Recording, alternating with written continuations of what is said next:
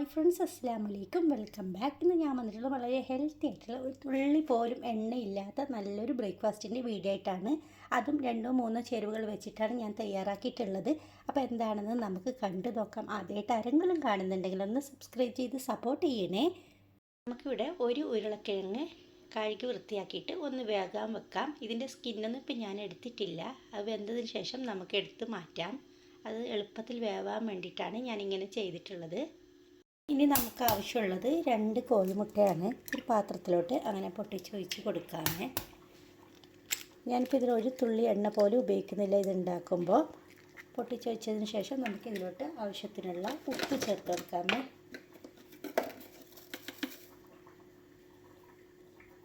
ഇത്രയും മതി. ഇതിലേക്ക് ഒരു കുഞ്ഞ് സവാളയുടെ 1/4 ഭാഗം ചേർക്കുന്നുണ്ട്. നല്ലവണ്ണം ഒന്ന് മുട്ട ഇതേപോലെ ഒന്ന് കലക്കിയെടുക്കുക. പിന്നെ ഇതിലോട്ട് ഒരു നുള്ള് മല്ലിയില ഇഷ്ടമാണെങ്കിൽ ചേർത്ത് കൊടുത്താൽ മതി. ഫ്ലേവർ ഇഷ്ടമില്ലെങ്കിൽ ചേർക്കേണ്ട ആവശ്യമില്ല. ഈ എരിവിനായിട്ട് 1 ടീസ്പൂണ് ചതച്ച മുളകാണ് ചേർക്കുന്നത്. നിങ്ങൾക്ക് വേണമെങ്കിൽ പച്ചമുളക് ചേർക്കാം. ഞാനിപ്പോൾ പച്ചമുളക് ചേർക്കുന്നില്ല. എരിവിനായിട്ട് ഈ മുളക് തന്നെ ചേർക്കുന്നതാണ്. അങ്ങനെ നമുക്കിത് അവിടെ മാറ്റി വെക്കാം.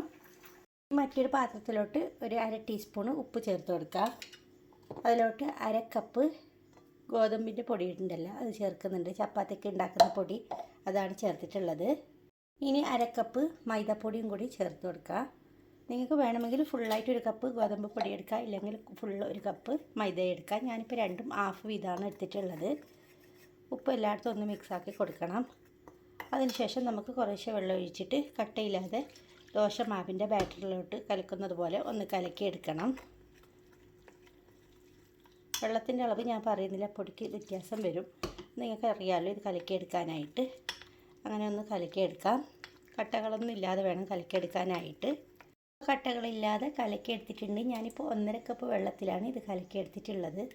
ഇതിങ്ങനെ കിട്ടണം നമുക്ക്. നമുക്കിതവിടെ മാറ്റി വെക്കാം. നേരത്തെ വേവാൻ വെച്ചിട്ടുള്ള ഉരുളക്കിഴങ്ങ് വെന്തിട്ട് ഞാനൊന്ന് തൊലിയൊക്കെ മാറ്റിയിട്ട് കൈ കൊണ്ട് ഒന്ന് ഉടച്ചെടുത്തിട്ടുണ്ട്. ഇതിലോട്ട് ഒരു നുള്ളു ഉപ്പും കൂടി ചേർക്കുക. ഉപ്പ് ചേർത്തിട്ടുണ്ടായിരുന്നില്ല വേവിക്കുമ്പോൾ. പിന്നെ ആ സവാളയുടെ ബാക്കി കഷ്ണം ഉണ്ടല്ലോ, അത് ഇതുപോലെ കുഞ്ഞു കുഞ്ഞായിട്ട് അരിഞ്ഞതും കൂടി ചേർത്ത് കൊടുക്കാം.